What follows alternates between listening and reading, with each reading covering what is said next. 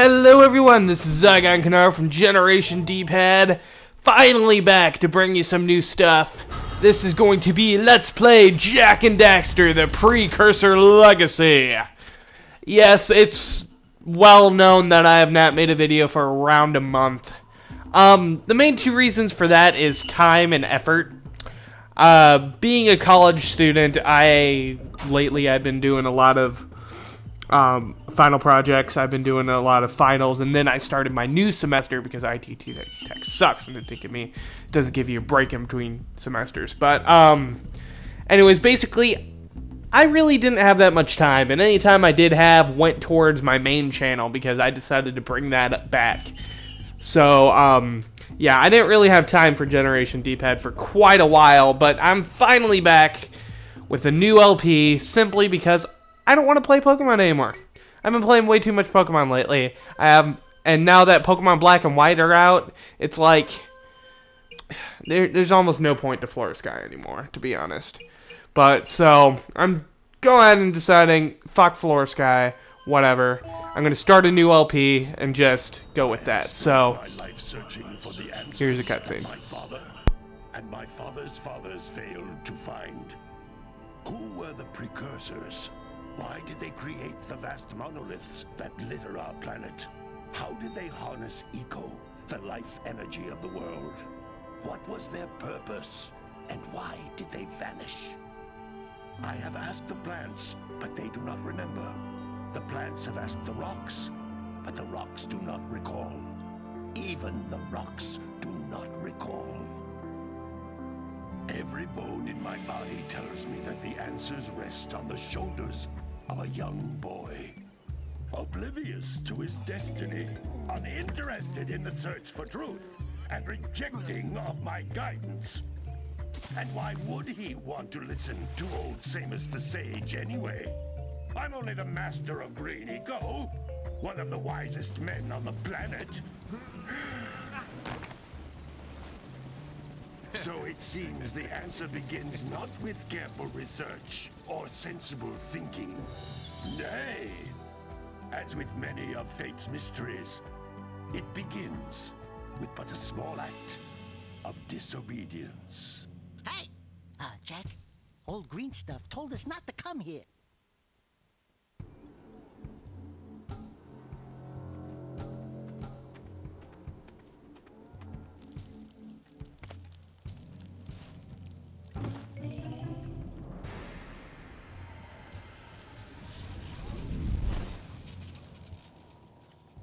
Continue your search for artifacts and eco. If the locals possess precursor items, you know what to do. Deal harshly with anybody who strays from the village. We will attack it in due time.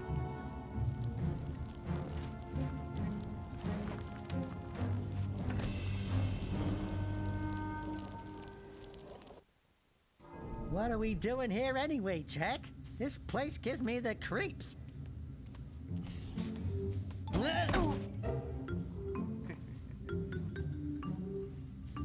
Huh? Oh, stupid precursor junk.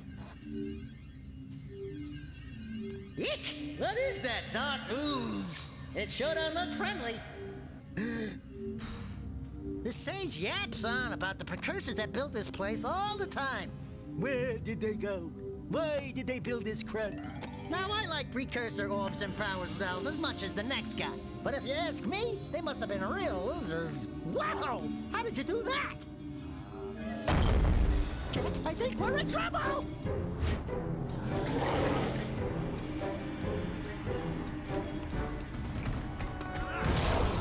Ow!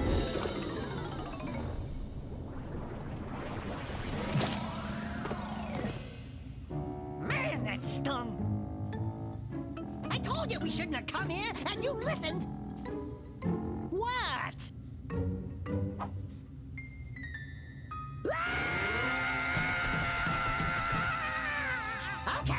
Okay. I'm fine.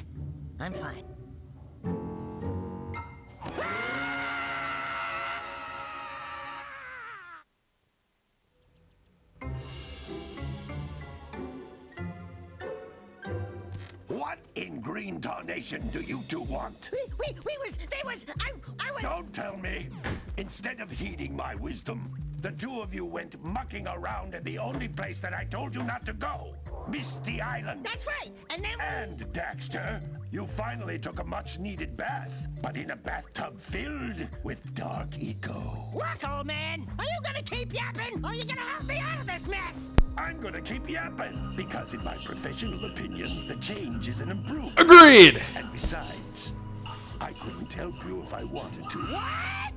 There's only one person who has studied Dark Eco long enough to have a chance at returning you to your previous form. Carl Acheron, the Sage. But he lives far to the north. Far, far to the north. Nobody has spoken to him in ages. I would teleport you there, but I can't do that either.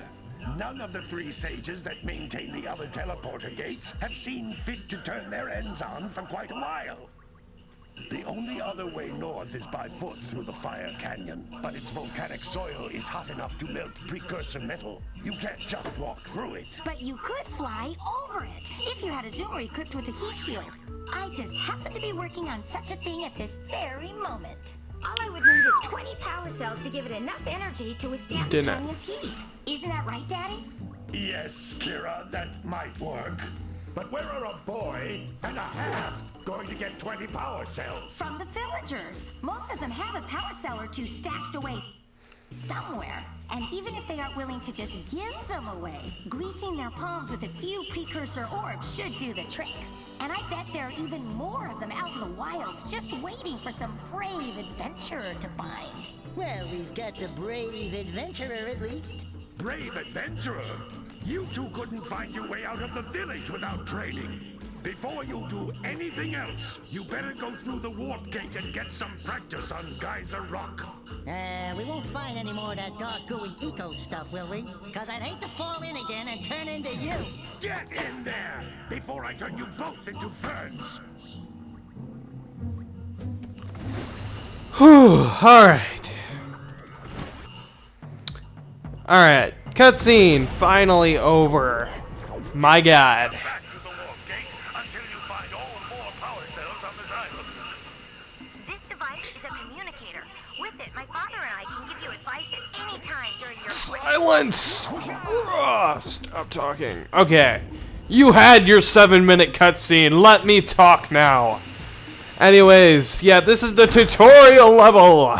There's one in every game, usually.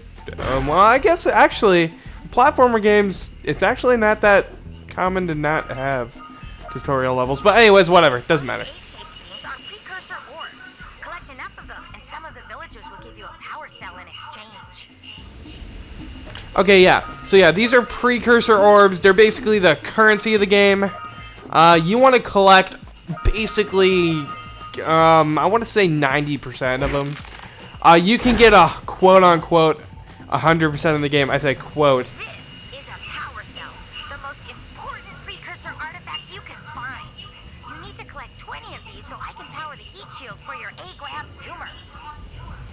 Okay, so yeah, they're basically, you need a lot of them throughout the game to get every single power cell, but you do not need all of them, so kind of lucked out there.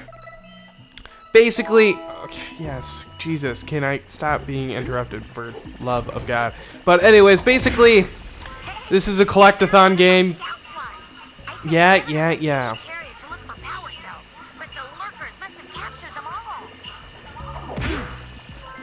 Anyways, yes, so there's power cells, which are basically your stars. You got your precursor orbs, which are basically, they're basically like coins, except you actually keep them. You don't lose them as soon as you leave a level, which is something I really like in this game, because I'll get into that a little bit later. But yeah, and then there's the scout flies, which are basically like your red coinish kind of games, I guess, or kind of collecting items.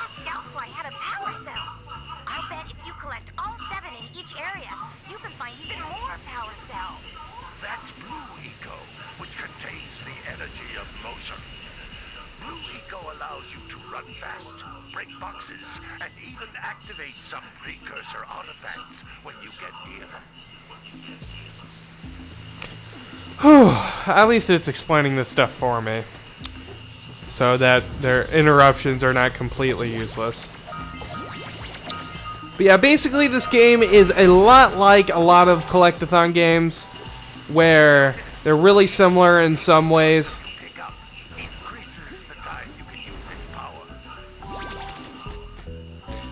Yeah, anyways. Come on. Only be opened by approaching the door while channeling blue eco through your body. Anyways. Yeah, basically, this is a lot similar to most collectathon games in spirit. However, This vent will give you a full charge of blue eco, letting you use it for the maximum time. However, it's a lot more friendly to exploring, and the levels are a lot more detailed than most collectathon games, as you'll soon be finding. And there's absolutely, like, no loading screens. Like, the world is entirely transcribed, I guess, is maybe the word I'm trying to find. With blue eco, you can breathe energy into all kinds of precursor artifacts. Okay. Dormant. Yep, totally. Yep. Can you please stop talking? Okay, you said that earlier. Jesus. Okay. Anyways, so yeah, the world is actually all intertwined with each other. There are absolutely no loading screens. Everything is pre-rendered, where the entire world is... Can you please stop interrupting me? Green ecos, or one big green one to increase your health. Okay, so yeah, we got a little health heart in the top left corner here. Basically, each section is 1 point of health. We get 3, and then for the 50 green particles we find, if we get hit, can you jump on there? For the 50 green particles we find, when we get hit, it instantly restores.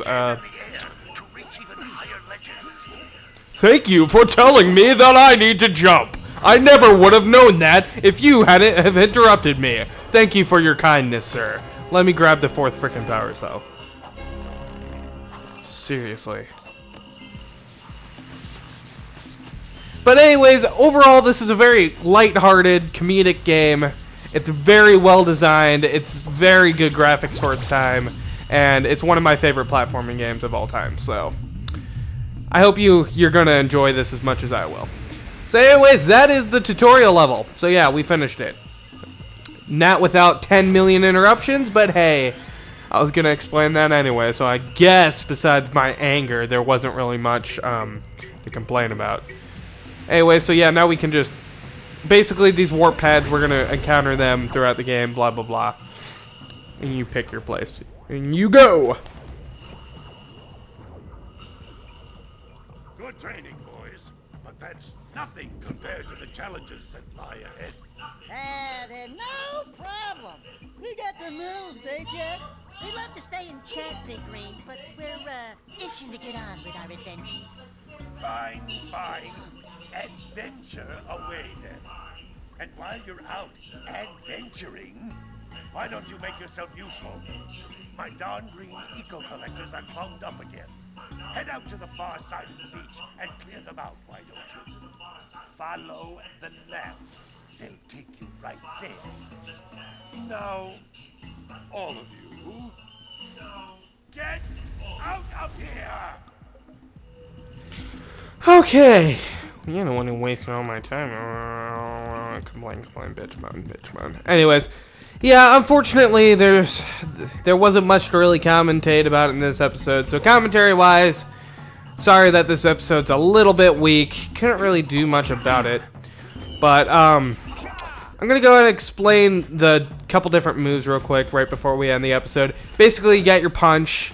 You got your spin attack, which is a lot like Crash Bandicoot. Then you get your dive move. So with that, you can actually make a pretty good combo. But anyways, that is about all. I'll explain into the uses of these moves later. But for now, this is the end of episode 1. So next time on Let's Play LOL, Jak and Daxter, we're gonna look and explore and go to the next area. So thanks for watching. I'll see you guys then.